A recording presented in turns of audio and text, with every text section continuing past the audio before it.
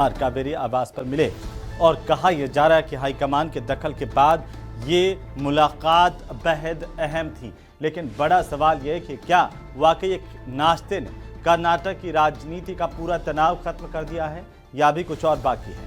Report देखिए।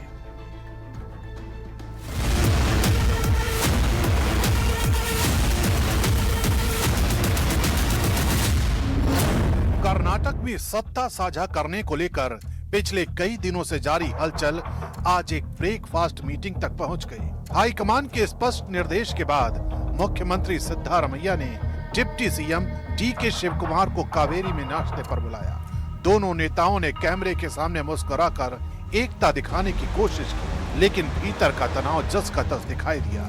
हालांकि message यही दिया गया कि सब कुछ ऑल इज वेल है। सिद्धारमैया की तरफ से कहा गया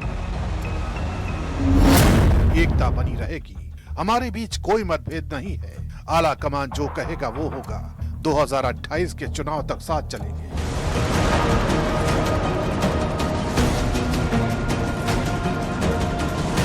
सिद्धारमैया ने भले ही मुद्दे को हल्का बताने की कोशिश की, लेकिन डीके शिवकुमार की बॉडी लैंग्वेज और हालिया बयान कुछ और संकेत दे रहे हैं। वो लगातार कहते रहे जो हाई कमान कहेगा वही करेंगे।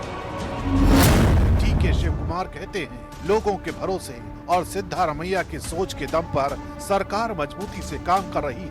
विपक्ष का सामना करने की रणनीति भी तैयार है। हाई कमान ने जो कहा मैंने मान लिया, अगर इंतजार करने को कहा तो मैंने इंतजार किया, आगे भी वही करेंगे। डीके शिवकुमार का दावा है कि पार्टी में कोई गुटबाजी नहीं है। वे खुद को पार्टी का वफादार सिपाही बताते हुए कहते हैं कांग्रेस को 2028 में फिर से सत्ता में लाना हमारा लक्ष्य है।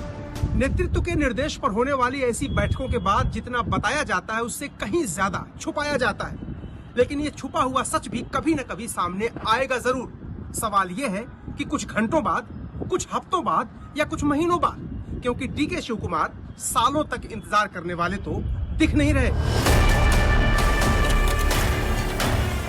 कर्नाटक की राजनीति में ये लाइन सिर्फ सम्मान नहीं बल्कि इंतजार का इशारा भी मानी जा रही है, खासकर 2025 की वादा कुर्सी बहस के बीच। इसी विवाद और डैमेज कंट्रोल के बीच शिवसेना उद्धव गुट की सांसद प्रियंका चतुर्वेदी भी सामने आई। उन्होंने कहा विवाद को मीडिया ने जरूरत से ज्यादा बढ़ा दिया।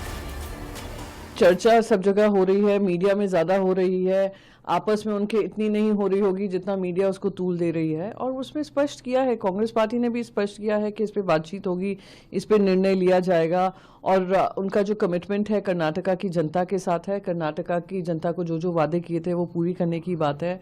5 साल के लिए एक बड़ा मैंडेट मिला है, उसकी जिम्मेदारी वो समझ रहे हैं। तो आने वाले समय में क्या कंटिन्यूटी रहेगी या चेंज आएगा वो जनता के सामने आएगा।